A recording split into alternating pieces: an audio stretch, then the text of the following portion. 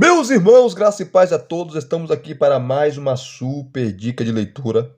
E essa obra eu já fiz o review dela, mas já faz uns 3 anos por aí. Mas foi um review muito curto. E esse review agora que eu estarei fazendo será mais detalhado. Essa obra são 2 volumes da editora Paulus, né? A Paulus que lançou 2 volumes. E é uma das melhores introduções ao Novo Testamento que nós temos. Por quê?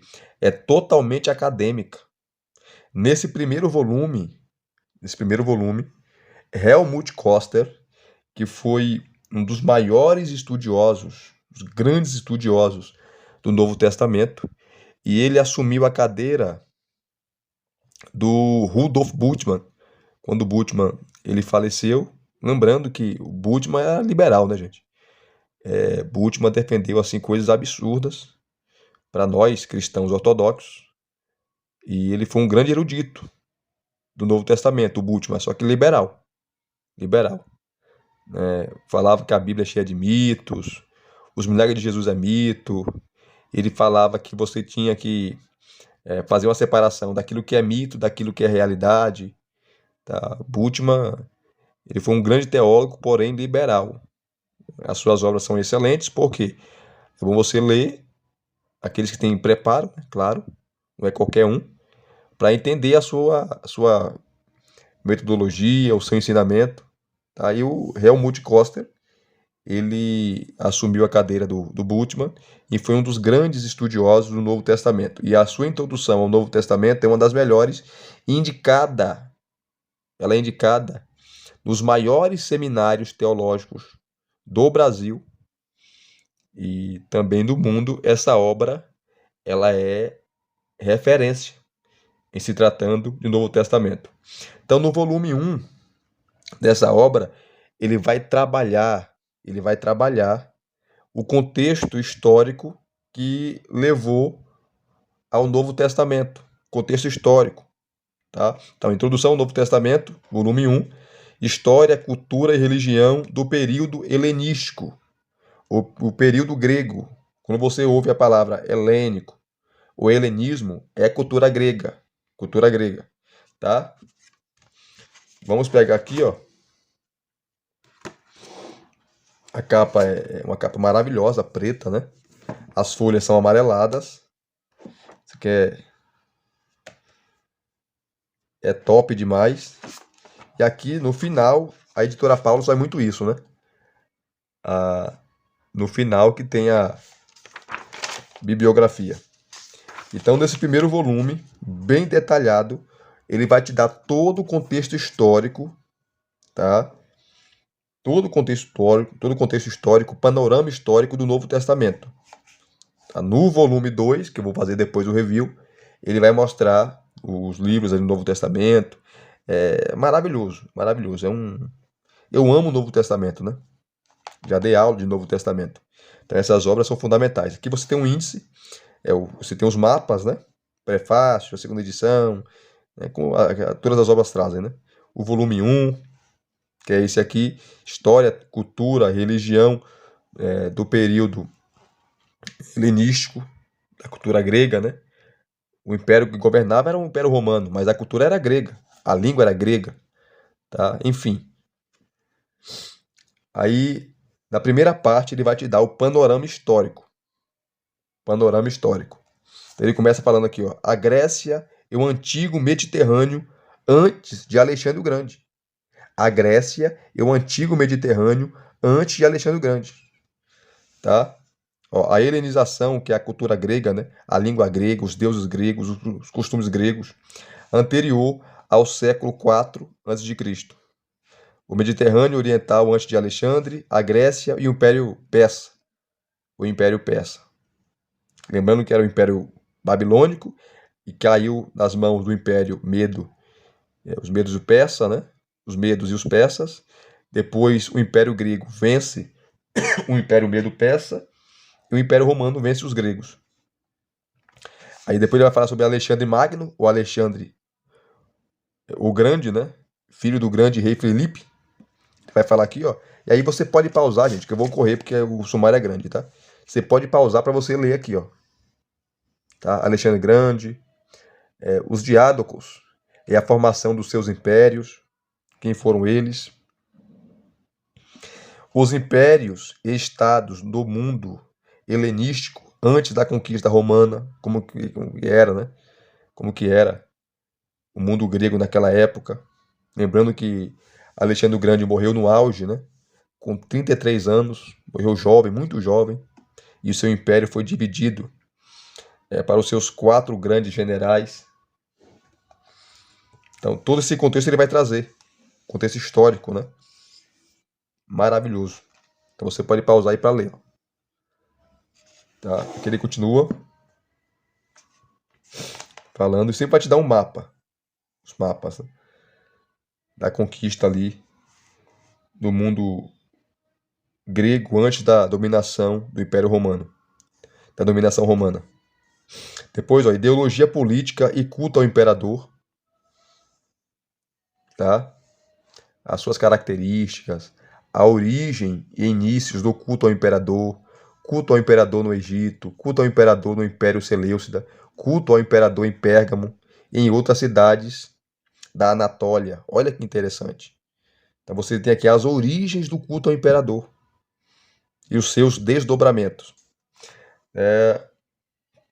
Da parte 2 aqui, ele vai trabalhar sociedade e economia. Tá? Helenismo e helenização, a cultura grega, né? O conceito de helenismo, os gregos e as nações do Império Helenístico. Ele vai trabalhar estruturas básicas da administração e da economia, como os gregos lidavam com isso, né? Com dinheiro, com impostos, e por aí vai. Sociedade. Aí você pode pausar para ler, tá? Sociedade. A cidade helenística, a cidade grega. Aí você tem aqui, ó, agricultura, manufatura, indústria, tá? Os trabalhos ali, as artes, né? A posição social dos artesãos, mineração, indústria metalúrgica, têxteis, cerâmica e vidro, materiais para escrever livros, né? Você tem os pergaminhos e por aí vai. Olha que os detalhes riquíssimos que essa introdução vai dar para você, tá? Comércio e sistemas monetários e sistema bancário naquela época. Olha só.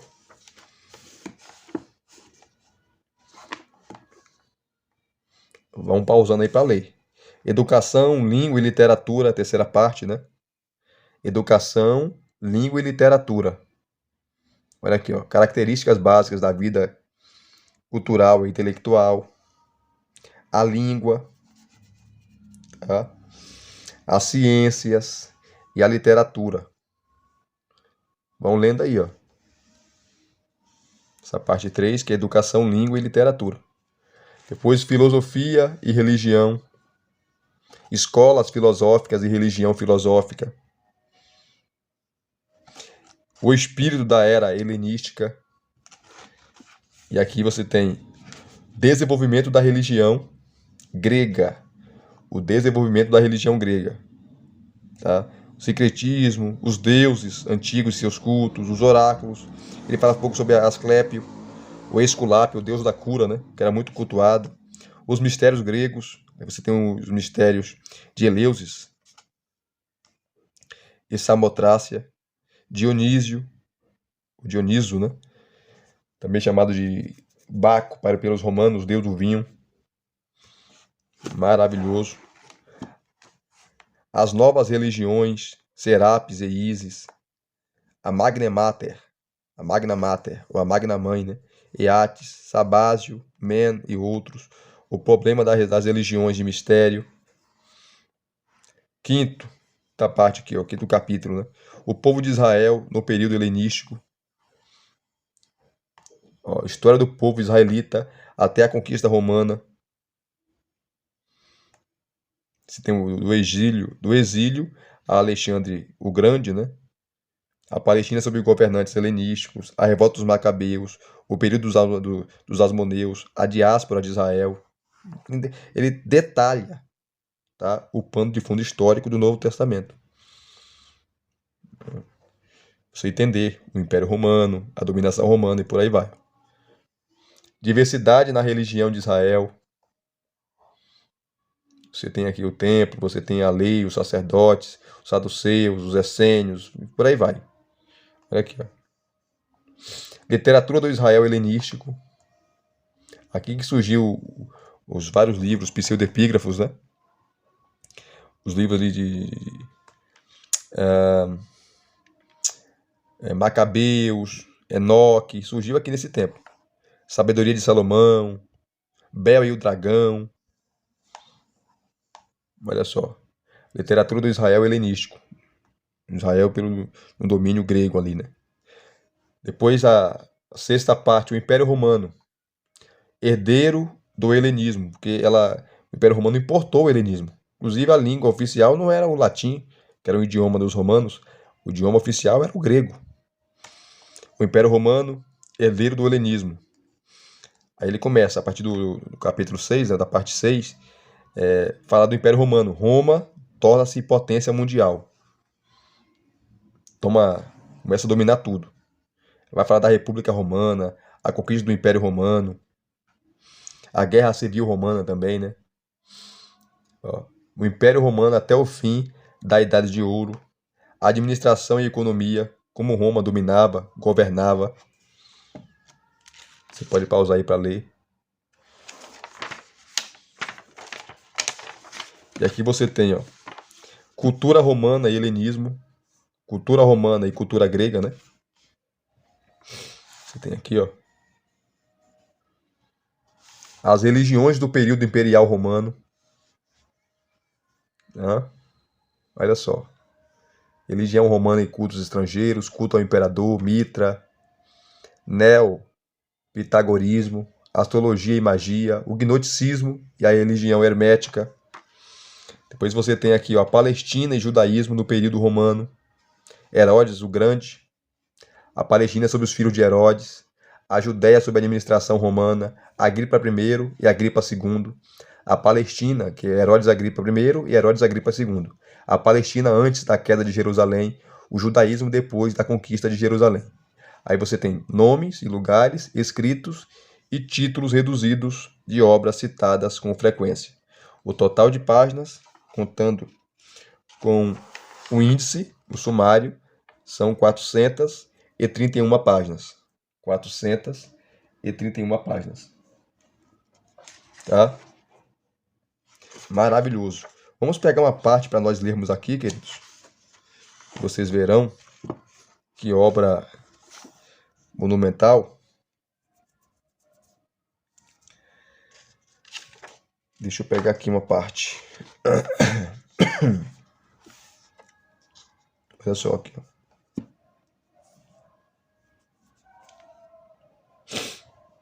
Filosofia e religião. Então, capítulo 4, né? Parte 144. Na página 147. Aí você vem aqui na página 147. Ó. Tá aqui, ó. Filosofia e religião. Aí ele começa aqui, escolas filosóficas e religião filosófica. Lembrando que os gregos eram fã de filosofia. Você tem Atenas, você tem a cidade de Alexandria. Assim como o brasileiro é fã de carnaval e futebol, na Grécia antiga, eles eram fã de filosofia. Não é à toa que lá é o berço da filosofia, né? Platão, Aristóteles, Sócrates, grandes filósofos. Ó, a academia e o platonismo.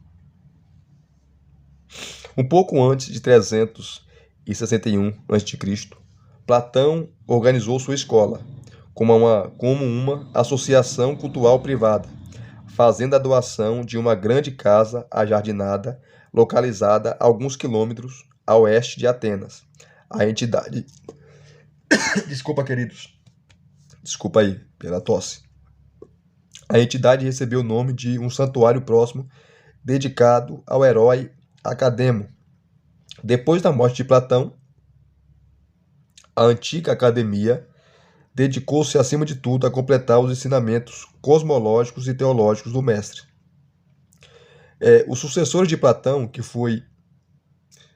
Esse nome aqui é um nome complicado, hein? Espeusipo e Xenócrates criaram o sistema platônico, que se reflete no platonismo popular nos séculos posteriores.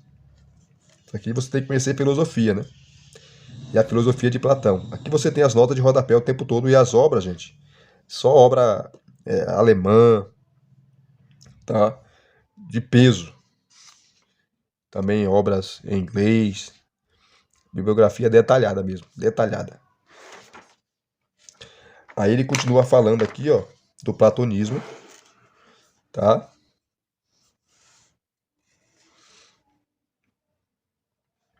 Ó, a demonologia desses primeiros acadêmicos tornou-se muito influente.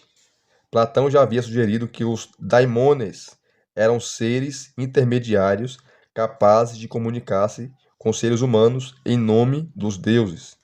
Ele também admitia diferentes categorias de demônios, que agiam tanto nos reinos do céu ou no ar, quanto no reino do espírito ou na alma humana. Xenócrates morreu no ano 315 a.C., que acrescentou a distinção entre demônios bons e maus, estes assombrando os reinos sublunares. Esse conceito deu legitimidade filosófica a crenças populares muito difundidas, contribuindo assim para sua posterior propagação na literatura filosófica e teológica. Em platônicos do período romano, como Plutarco e os neopitagóricos, esse conceito ocupava uma posição central. Os cristãos seguiram o mesmo caminho. O Marte Justino elaborou essa demonologia em argumentos contra a religião pagã. Ele afirmava que o culto pagão aos deuses havia sido realmente inventado pelos demônios maus para criar a ilusão de que eram a realização das profecias do Antigo Testamento. Aí ele vai seguindo aqui, ó. Maravilhoso, né? Depois ele vai citar aqui, cita Philon, tá? Ele cita aqui o estoicismo. É bem detalhada, gente. Depois aqui, ó, a filosofia peripatética. Como eu falei, é uma obra erudita, tá? Se você está iniciando os estudos no Novo Testamento, tá, você tem que comprar outras introduções. Ou compre essa, deixa guardada, estude o contexto do Novo Testamento para você entender. Tá? Porque é uma obra bem... a linguagem é maravilhosa, tá? Você entende o que ele está falando, mas como aqui, a filosofia peripatética. Se você não estudar, você não vai saber o que é isso. Ó, Epicuro e os epicuristas. Epicuro foi um filósofo cético, né? Que ensinava praticamente que a vida... você tem que pensar no aqui e agora. No prazer. Não tem eternidade, não tem céu. Os deuses não controlam a sua vida. Você faz o que você quiser. A vida acaba no túmulo. A vida acaba no túmulo. Então aproveite, viva. Você tem a ideia aí hedonista, né? A busca pelo prazer. Ele vai falar aqui, ó, sobre Epicuro e os seus discípulos, né? Os epicuristas. Ele fala aqui, ó. Cadê? Platão e Aristóteles fundaram suas escolas e academia. Suas escolas, a academia e o liceu, antes do início do período helenístico. Os epicuristas e estoicos surgiram nas primeiras décadas desse período. Seus fundadores, Epicuro e Zenão de Cítio, né, que fundou o estoicismo. Ambos ensinando em Atenas, eram contemporâneos. As duas escolas retratam os perfeitos da personalidade e do modo de vida dos seus fundadores. Um fator de pouca importância na academia e no liceu, produziram filosofias helenísticas típicas. Ao mesmo tempo, o contraste entre as duas escolas helenísticas e seus fundadores era impressionante. Inclusive, até hoje você tem gente que defende o estoicismo, que pratica o estoicismo. Você teve imperadores romanos que eram estoicos. O mais famoso é o Marco Aurélio, né? Você tem aí as meditações de Marco Aurélio, que ensinava o controle da mente, né? E o estoicismo ensinava você... Inclusive, eu fiz aqui um vídeo no canal respondendo escritos falando sobre o estoicismo e o epicurismo, né? Ensinava você lidar com a sua mente, o teu autocontrole, por aí vai. Por aí vai. Você tem muitas coisas também aqui no YouTube sobre estoicismo, né? Vários vídeos explicando sobre isso. E também o epicurismo. Cadê? De um lado, Epicuro, cidadão ateniense abastado, que era rico, instalou-se sua escola no jardim fora dos muros da cidade, onde amigos seletos, incluindo mulheres e escravos, reuniam-se em isolamento e dedicavam-se à busca da felicidade e ao cuidado mútuo de suas almas. Do outro, o estrangeiro Zenão, asceta, praticava o asceticismo, né, em seu modo de viver, ensinando dois locais mais movimentados da cidade, a Ágora ateniense, tendo ricos e pobres como ouvintes. Entre os presentes assíduos estavam o príncipe herdeiro da Macedônia, Antígono, e Perseu, um fenício próspero, que mais tarde tornou-se general macedônio. Quando o estrangeiro residente Zenão morreu, Perseu escreveu um encômio e Atenas decidiu dar-lhe uma coroa de ouro e um enterro gratuito com monumento no cemitério, no cemitério Kerameikos, porque ele era um homem que educava os jovens na virtude e na moralidade, e deu exemplo com sua conduta de vida, sempre coerente com seus ensinamentos. Mas quando o cidadão ateniense Epicuro morreu, Atenas recusou-se a prestar-lhe qualquer homenagem. Não gostavam dele, né? Aqui, ó. Epicuro era filho de um colono ateniense estabelecido em Samos.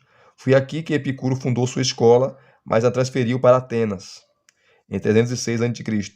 Por associação com o lugar onde ele ensinava, a escola é conhecida como o Jardim.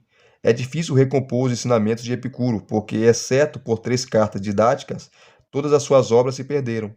Escritos de seus alunos e sucessores também são mínimos. A epistemologia de Epicuro, ele afirmava que todas as percepções sensitivas são verdadeiras e seu atomismo não precisam ser analisados aqui. Mais importante para o mundo intelectual do helenismo é o fato de que Epicuro explicitou as consequências do fracasso da ética da polis, né, das cidades, de Platão e Aristóteles. A polis não era mais moralmente constitutiva. Restavam o indivíduo e o mundo. Assim, nenhuma entidade política servia de base para a felicidade e para a responsabilidade moral. Aí ele vai explicando a filosofia de Epicuro, né? O pórtico, ele vai explicar depois, vai explicar agora, né? O pórtico. Ó, o pórtico foi fundado por Zenão, que nasceu entre os anos 333 e 332 a.C., quando Alexandre o Grande começou a conquista da Pérsia, em Sítio, por isso que Zenão de Sítio, ele nasceu lá. Chipre, uma colônia de Sidônia, filho do mercador fenício Minasseias, ou Manassés, ou Menahem. Embora falado em sua casa, o grego não foi sua língua nativa. Em 312 a.C., foi para Atenas e tornou-se discípulo do filósofo cínico Crates. Em torno de 300 a.C., começou a apresentar suas próprias palestras públicas no Stoa Poikile, o pórtico decorado, uma galeria de pintura do lado norte da Ágora ateniense, recentemente redescoberta em escavações feitas pela American School of Classical Studies. O termo estoicismo deriva desse lugar. Aí ele vai narrando aqui, né, a biografia desse camarada, Zenão de Sítio, fundador do estoicismo, que era profundamente respeitado pelos atenienses, né?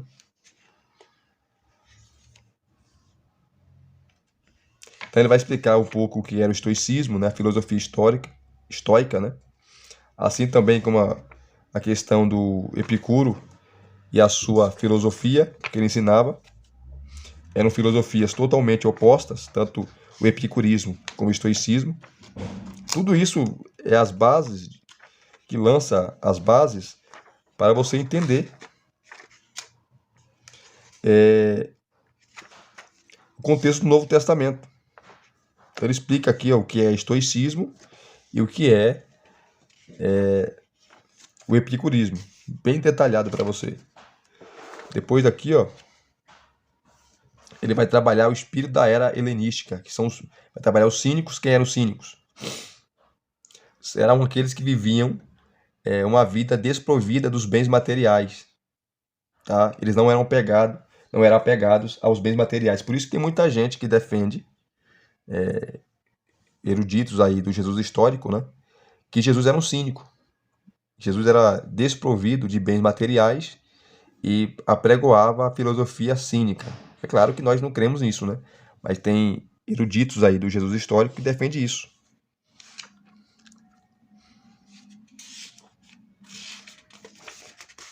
Depois, ó, evemerismo.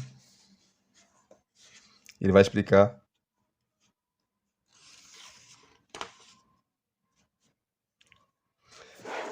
Astrologia e destino. Eles eram muito supersticiosos, né? De consultar os astros para saber o futuro, o que vai acontecer. Você tinha o famoso templo do deus Apolo. Lá tinha um oráculo de Delfos, né? As profetisas de Apolo, que davam vaticínios acerca do futuro e por aí vai. Isso aqui é interessante.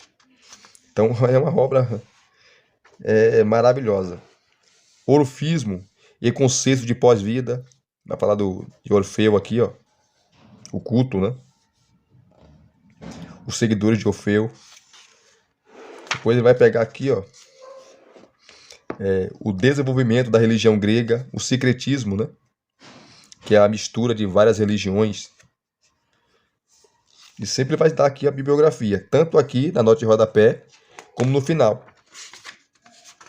Depois aqui, ó, o secretismo, ele vai falando sobre o secretismo. Os deuses antigos e seus cultos. Lembrando que a mitologia grega, você tem vários deuses, né? A mitologia grega é fantástica, né? Como a mente humana é criativa, né?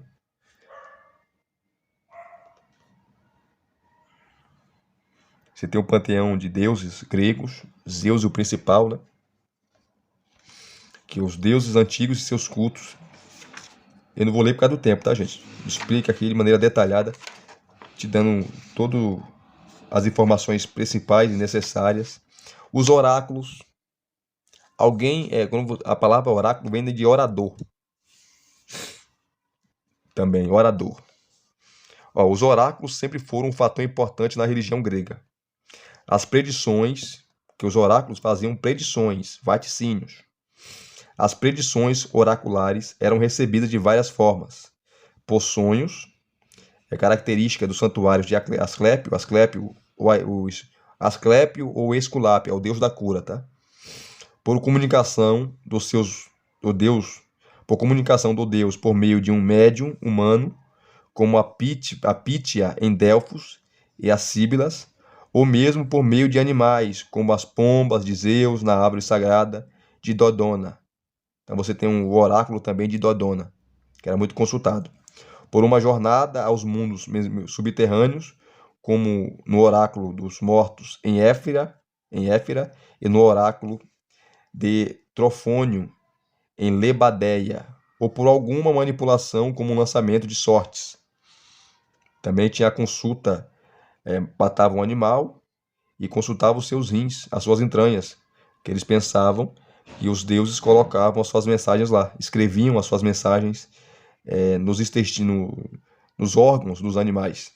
Embora Apolo se tornasse a divindade mais importante dos oráculos, muitos outros deuses eram consultados. O oráculo de Zeus, em Dodona, no Épiro, orgulhava-se de ser o oráculo grego mais antigo. A preeminência precoce de Olímpia, com santuário nacional, baseava-se em sua atividade de grande sucesso, com o oráculo político e o santuário de Melicertes, Palemon, em Istmia, contava com um profeta entre seus seguidores. O significado político dos oráculos, em sua maioria santuários de Apolo, diminuiu no período helenístico.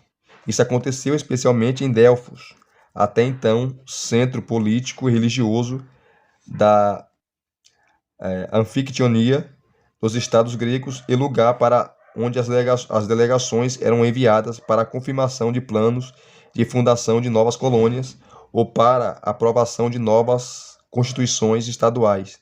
Mas os oráculos continuaram sendo muito considerados pelos reis helenísticos, que iam consultar, né, para saber se eles iam ser vitoriosos, para saber de alguma catástrofe, de algum mal, sobre as guerras, se eles iam vencer ou não. E mais tarde pelos imperadores romanos, como demonstram inúmeros prédios doados por eles para santuários como os de Delfos e Claros. Os oráculos de Apolo em Claros e Dínima, na Ásia Menor, alcançaram nova importância política durante o período imperial romano. Por outro lado, os oráculos passaram a voltar-se mais para a regulamentação de assuntos sagrados, legais e pessoais. Aí ele vai explicando aqui, ó, sobre os oráculos, de maneira fantástica. Então veja as informações que ele vai trazer. Ele vai falar de Asclépio, o Esculápio, o deus da cura. Quando você vai no médico, olhe no seu jaleco, lá tem uma cobra enrolada em um bastão. Isso vem desse deus, de Asclépio, de Esculápio, o deus da cura, que ele estava sentado num trono, com um bastão na sua mão e uma cobra, serpente, envolta nesse bastão. E tinha vários templos espalhados na Ásia Menor desse deus, principalmente em Pérgamo, né? Em Pérgamo tinha um templo situoso desse deus aí. Então, quando você olha para um jaleco do médico, para uma ambulância, você vê essa serpente enrolada no bastão. Isso vem de Esculápio, isso vem de Asclépio, o deus da cura. E Asclépio era filho de Apolo e da humana Coronis, casado com uma humana com quem teve filhos e filhas e classificado como herói em Homero e Pindaro. Era, no entanto, cultuado como deus em templos, não em tumbas, em todo o mundo grego e romano. Ele vai explicando o culto a esse deus, Asclépio, quem era ele. Muito reverenciado, né?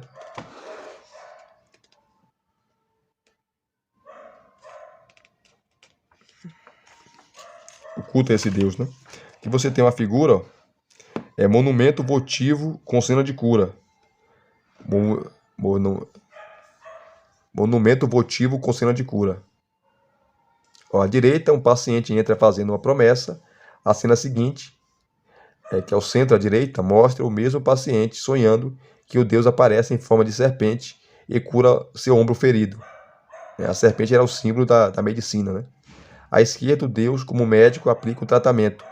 O monumento é oferecido por Alquimos ao deus Anfiraal, um deus de cura muito semelhante a Asclépio. Aqui está, ó. Figura. Ele recebendo a cura do deus, ele sonhando, né? Sendo curado. Interessante, né? Os mistérios gregos, os mistérios de Eleusis e Samotrácia. Olha só, e você tem aqui, ó, Telesterion em Eleusis, arquibancadas do lado oeste do Telesterion, o edifício onde se realizavam mistérios eleusinos, que era o culto a Deméter e a deusa Perséfone, tá? Eram os cultos de fertilidade. Tá aqui, ó. Tudo isso é interessante. Dionísio, o deus do vinho, né? O deus do vinho, ele era conhecido como Baco pelos romanos. Aqui você tem aqui, ó, um vaso, né? Ó, cadê? Um vaso, né? Texto: cratera de bronze decorada de Dervine, Macedônia. Essa cratera do início do período helenístico era usado como uma urna funerária. Ela mostra Dionísio e Aridiane e várias cenas em Menades e Sátiros do século III a.C. Dionísio é um deus, né? O deus do vinho, da orgia. Daí vem a palavra bacanal. As novas religiões, Serapis e Ísis. Olha só, aqui você tem um busto de Serapis. O deus usa o cálatos, o cesto para frutos, como símbolo de fertilidade. O globo que sustenta o busto foi interpretado como sendo o universo, simbolizando assim o governo de Serapis sobre o mundo inteiro. Cópia romana de uma obra helenística, afinal, todas as estátuas conhecidas de Serapis são cópias da famosa imagem cultual de Serapis em Alexandria. Aqui, ó. Esse deus que era muito cultuado. Deixa eu parar por aqui, gente.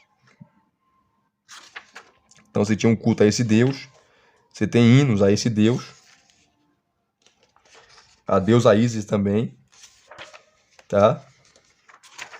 Que você tem a Magna Mater, a Magna Mãe, né? Cibele, a Grande Mãe,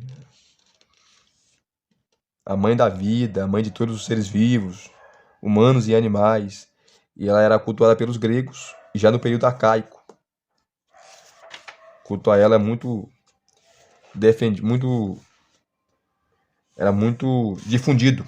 Sabásio, Men e outros deuses que eram cultuados. Enfim, queridos, só mostrei uma parte para vocês aqui dessa obra, tá? Desse primeiro volume, aonde ele trabalha, tá? Todo o contexto histórico do Novo Testamento, até chegar ao Novo Testamento. Pra você entender a cultura grega, por que o Império Romano importou a cultura grega, porque o grego era a religião oficial do Império Romano e não o latim, que era o idioma dos romanos, né? Então essa obra vai te ajudar a entender tudo isso.